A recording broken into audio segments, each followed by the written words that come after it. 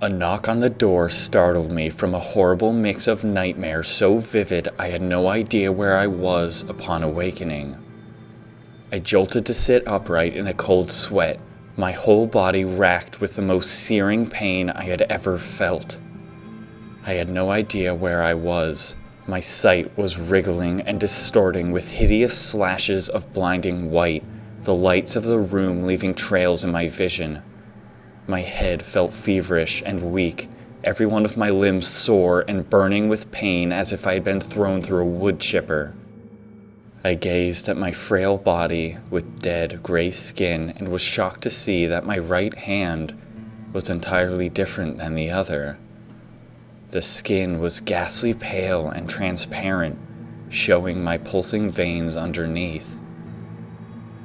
A voice called in from outside the back door, panicked and muffled, knocking again, harder. I barely even heard the noises. It was as if all of my senses were dulled to nearly the point of being entirely absent. I couldn't help but stare at my hand, turning it over and wiggling my fingers. What had happened? My mind was fuzzy and viciously split apart with pain as I tried to recall my location. In looking around, all I saw were blinding lights and faded backgrounds splattered with dull brown blood.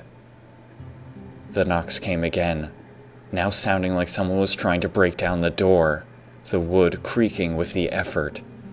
My senses, numb only seconds ago, had suddenly become painfully hypersensitive.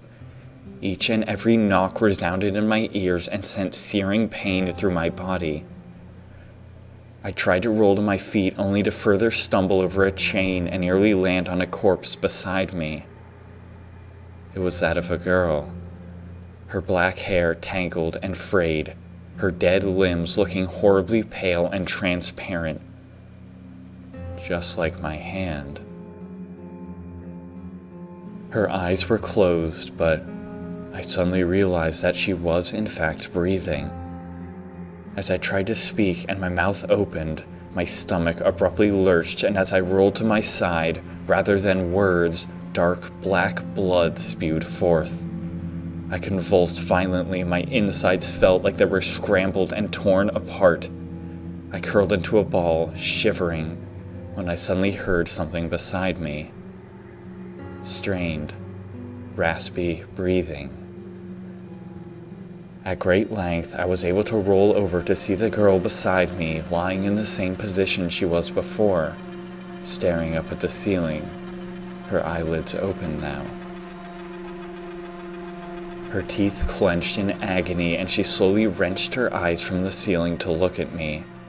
Her pupils were vibrating at a horrible pace, dilating, constricting, and twitching in a way that suggested that there was something seriously wrong with her. Who the hell was this? Her lifeless lips parted slowly and death escaped out into the foul air. She was clearly trying to talk, but nothing came of her faint breaths. Her limbs remained stagnant and her eyes flicked around softly. I tried to say something only to feel more blood erupt from my lips. I doubled over and her eyes flashed with something indiscernible, her form still pinned on the floor, looking lifelessly up at the ceiling despite her attempts to move her tired eyes. My mind splintered with pain and I had another blood-filled coughing fit before I could get a breath in. Images of chains and corpses flashed in my mind. I had definitely seen this girl before, but where? And why was I scared of her? I was finally able to piece together that I was in my house, the entire place strewn with limbs, blood coating every wall and corner, some of it still wet. Looking into my dad's study, I saw a tiny, ghastly pale limb protruding from within, flesh lying filleted around the skeletal form, gore soaking the ground. I suddenly tried to scramble to my feet in a panic as I heard the knocks start up again, more frantic and with muffled cries more hysterical than ever. The girl lying on the floor didn't say anything, but her eyes locked on me, her face displaying utter confusion. I coughed, gritting my teeth in frustration and finally finding a foothold as I grasped the railing and pulled myself to my feet. "Just stay here," I was finally able to wheeze to the girl. "Whoever this is can help." She winced but still seemed unable to produce words. I suddenly heard the lock click faintly and the door began creaking open. Panic consuming me, I began rushing down the stairs on shaking legs, meaning to stop whoever it was from coming in. As I did so, I suddenly stumbled over a lengthy chain tendril lying on the floor, and it rattled softly underfoot. My legs froze solid. Whirling around, I stared at the girl in disbelief. That sound. My mind reeled as horrible memories rushed forth, and as my foot lost contact with the slick, blood-coated staircase, the world leapt up to meet my broken body. I barely felt the hard crack of the wooden corners. My mind was far too numbed by the events of the past few days. Lying at the base of the stairs in shambles, my heart pounded against my aching ribs and the world swam behind a filter of darkness.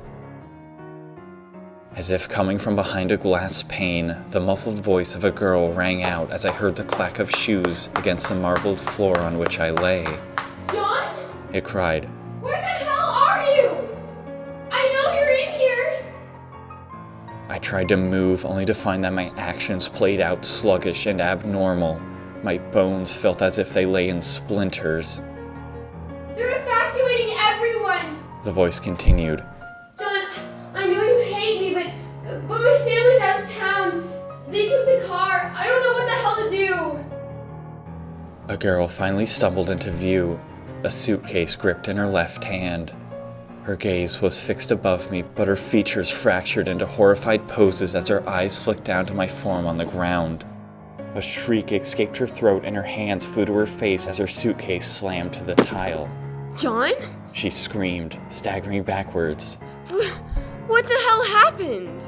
Her light blonde eyes usually matched the color of her hair, but appeared even more of an eerie pale yellow as I widened in alarm and confusion. "Julie?" I cried back, rolling onto my side and trying to prop myself up. "How the hell did you get in here? Where have you... What is going on?" I... She stammered, horror continuing to spread across her face like a virus. I know where you hid the spare key from all those times I pet sat for your family." Her voice died out and her panicked eyes flashed with further terror as she glanced around her surroundings. "What the hell happened?" She again cried, running her hands through her knotted gold hair. "Did you see any armed men outside?" I cried, glancing up at Callie's paralyzed form nervously. "John, what the hell are you talking about?" Julie shrieked. "Are you okay?" "I'm fine," I coughed out, finally being able to prop myself up on all fours. "But, Julie, you have to get out of here. I don't know how you managed to sneak past the militia outside, but go back that way. They'll likely shoot you on sight if they catch you." "John, just stop!" She again cried, running over and placing her pale hand on my back. There's no one outside." I looked at her, her form blurring in my tired vision. I mean, She continued. "It was dark outside, but I'm sure I would have seen something like that." My lungs flattened and confusion flashed across my face. "You mean it's nighttime?" I cried. "You can't be serious!" She wrapped her arms around me and pulled me up as I squirmed in pain. "Yes," She said. "I'm serious. Why the hell does it matter? John, whose blood is this?" I didn't respond. Nighttime? The last memory I had was Callie's broken form emerging from a horrible mass of swirling blood. Everything after that was fuzzy at best. But what Julie had said meant that entire hours, nearly an entire day, was completely unaccounted for in my memory. In looking around, I saw many, many limbs and hacked apart bodies. Where had all of these people come from, and who killed them?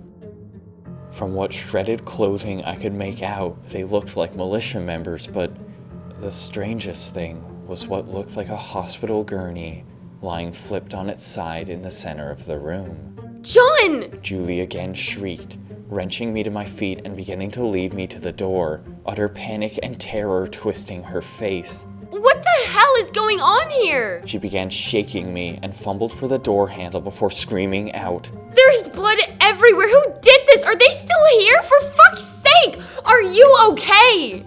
I'm fine, I cried, weakly tearing myself from her grasp. Don't worry, we're safe here for now, but... My voice died out as I tried incredibly hard to recall something the suited man had said.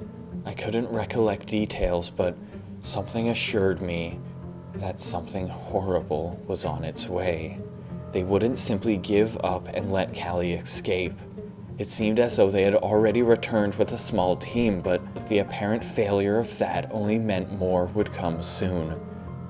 And they wouldn't want to talk. Julie's arm snapped forward and gripped mine with such force she nearly drew blood from the skin. What the hell are you talking about? She screamed. John, I'm about to have a goddamn breakdown. Tell me what the fuck is going on? There's something coming for us. And something about the way the director talked about it tells me that we won't stand a chance. We have to leave here now. I'm sorry, I don't really have time to explain. Her stare was disbelieving, and I had no doubt she was debating simply running for it, convinced that I was out of my mind. She seemed to push these fears down, however, as her grip tightened even further and she stammered out. Okay, yes, sure, let's just go. Please tell me your car is out front. I think so, yes, I stammered, before groggily pointing up the staircase. But we're not leaving without her. Julie shrieked again, and her grip dropped from my arm as she saw Callie's hideously twisted form lying on the soiled carpet. John, who is that? She's dead. No, she's not, I replied slowly, but she can't move. I paused for a second before continuing. That's a good sign, actually. Julie tore at her hair, sending clumps of shimmering gold flaking to the floor. Breaking contact with her, I tried to begin staggering up the steps towards Callie. I'm sorry, John. I gotta get out of here.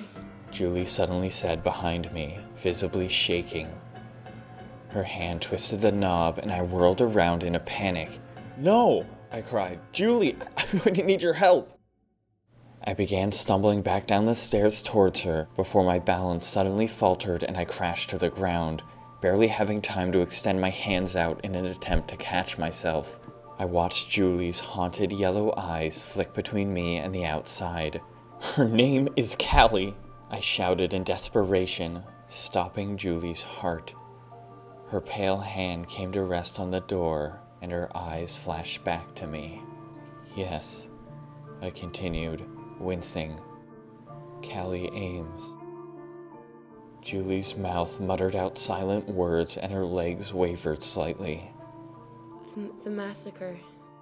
She stammered, the words like poison oozing from her lips. She survived? I know you don't remember that day, I continued, but Julie, you... My words faded out before Julie suddenly picked them up, repeating her question, louder now, asking. She survived too? I bit my lip and thought hard about my next words. Yes, I whispered. She survived too.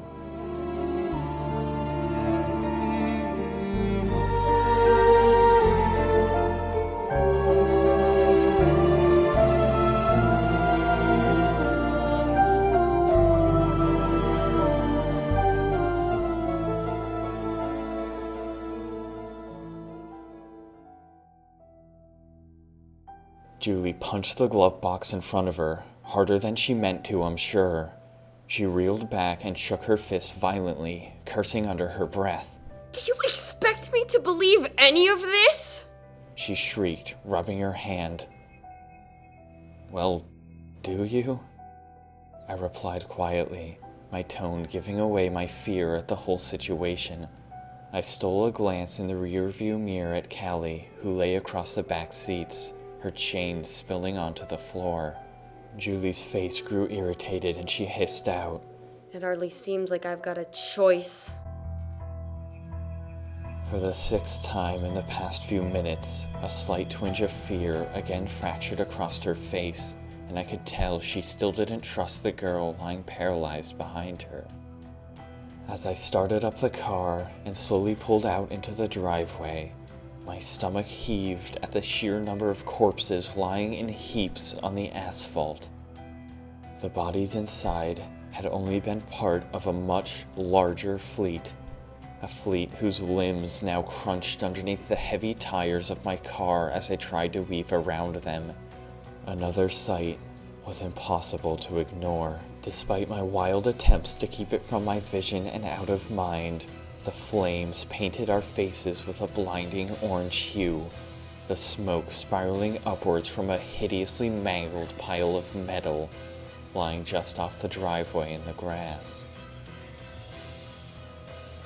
A downed helicopter. Its blades were splintered in every direction, its metal shell crawling with flames as it warped with heat. To take a helicopter from the sky. What the hell had done all of this? I glanced back at Callie again, my eyes cresting with fear and disbelief. Surely she wasn't responsible for all this, and if she was, why had she still let me live? Callie's pale form simply stared at the ceiling. Moving her eyes seemed to be more work than she could muster. Her face looked panicked, however, and I watched a light stream of blood drip from her left tear duct. This wasn't good.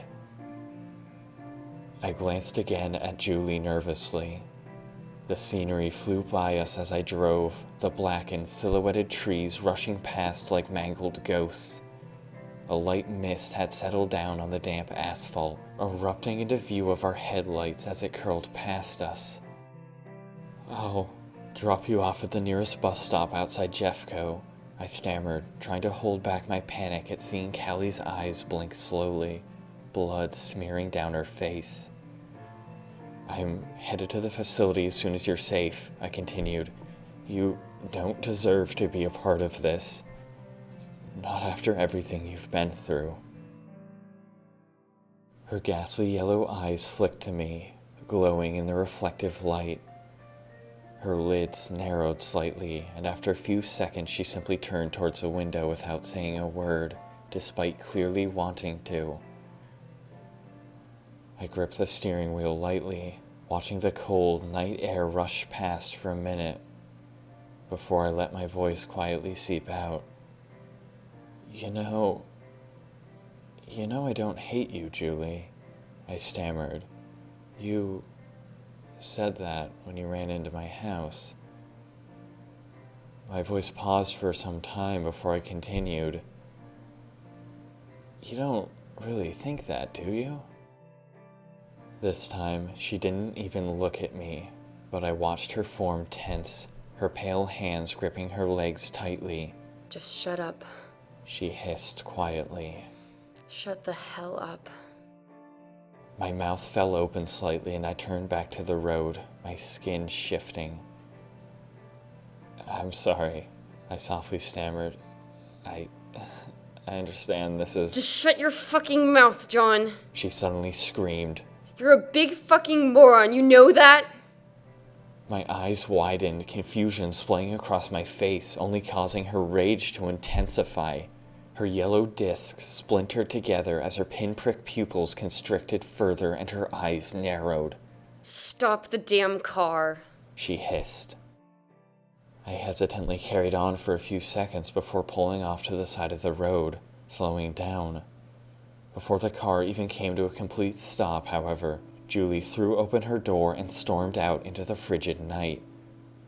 I awkwardly jostled the car into park and opened my door in a panic. I stole one last glance at Callie's paralyzed form before frantically stumbling out into the night to follow Julie. I shut my door and ran off the side of the road, quickly catching up to Julie as she stormed off. I followed her, asking what was wrong, but it wasn't until we were a considerable distance from the car that she finally snapped around to face me, and I saw rage burning in her eyes. Why the fuck do you care? She hissed. What the hell is wrong with you? My mouth croaked out nothing in particular, my confusion so complete that nothing came from my lungs. We both saw all those corpses! She continued, her fists balling in rage. There's a girl with metal chains erupting from her back, suffering from some sort of seizure, and you're covered in the blood of your own father, for fuck's sake! And you say that if you reach this facility, you can stop all of this. You can save this girl you care so much about. My brain slowly worked through her words, my face growing further perplexed as I stammered out.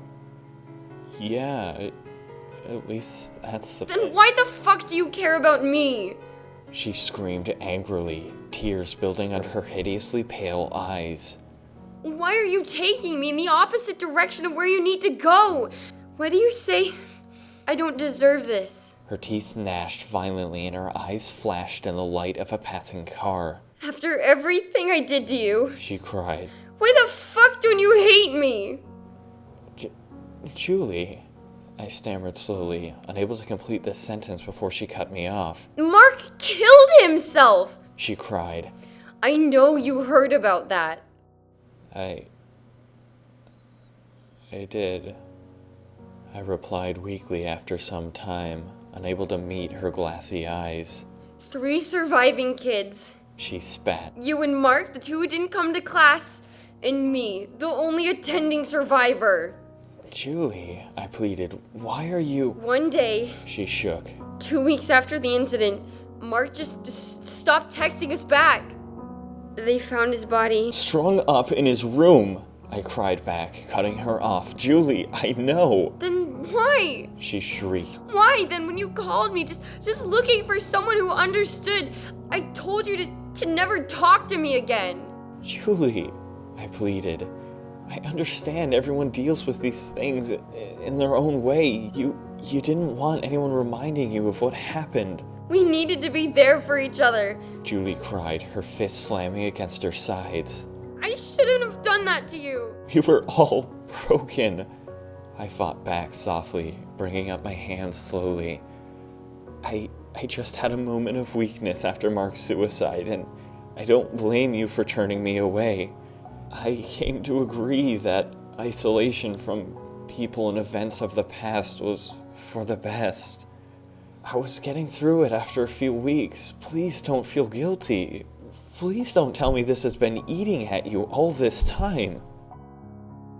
I never forgave myself. She whispered quietly.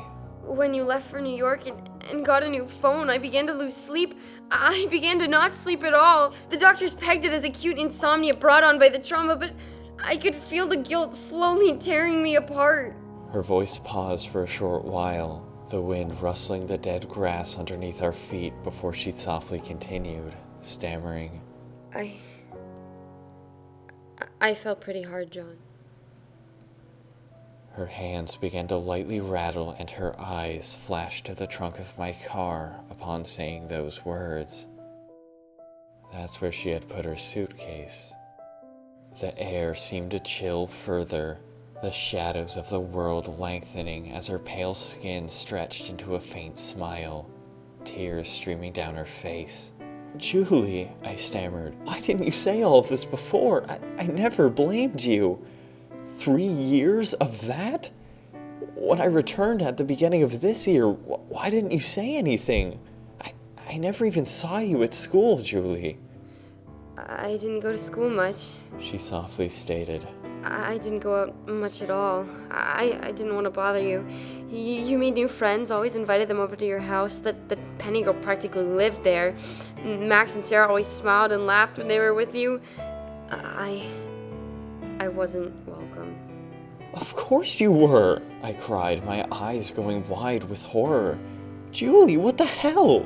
I asked everyone about you. Nobody even knew you. You had fallen off the face of the earth. I went to your house one day to see that the newspapers had begun to pile up, months, maybe years of them.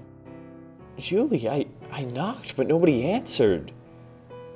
Don't tell me you were just crouched inside all alone. My voice paused slightly before quavering to nothingness as I stammered out my next question slowly. If that's true, how do you know the names of my friends? Her face erupted in red, her strange demeanor instantly shattering as her usual harsh front presented itself, and she stumbled over her words before barking out. I went to school sometimes, you just never looked for me. Her eyes shifted nervously before locking on my face again and narrowing. What matters is that you stop being so insincere and pretending to care about me just to make me feel bad. I'm apologizing now. I'm sorry. Her brow furrowed as she continued. There. Now you have nothing to hold over me. No more of this stupid game. She began walking to the car, her flowing blonde hair swirling in the increasing wind beginning to carry light snowflakes. Julie, I stammered, running to walk alongside her, concern flashing through my mind at her lack of understanding of the overarching situation. I'm not trying to make you feel bad. I'm not pretending. This isn't some stupid game. You are seriously in genuine danger if you stay with us. That's why I'm helping you. She simply continued walking, her face determined and locked straight ahead. I took a breath, looking at her haunted, pastel yellow eyes. It had been bothering me since I told her the story of the past few days, filled her in on everything. But her strange behavior finally caused me to snap. You just learned that one of your classmates is the host for a parasite that carried out the massacre, I screamed. You just learned that there's an organism that is capable of distorting matter with the sole goal of eradicating mankind. Why the hell isn't this fazing you? You can't tell me you've so easily accepted everything I've said as fact. I stopped in the street as I watched Julie's form screech to a sudden halt, her eyes going wide. Before I even turned towards the car, I could tell something was wrong. The odor was the first thing I noticed. Singed leather.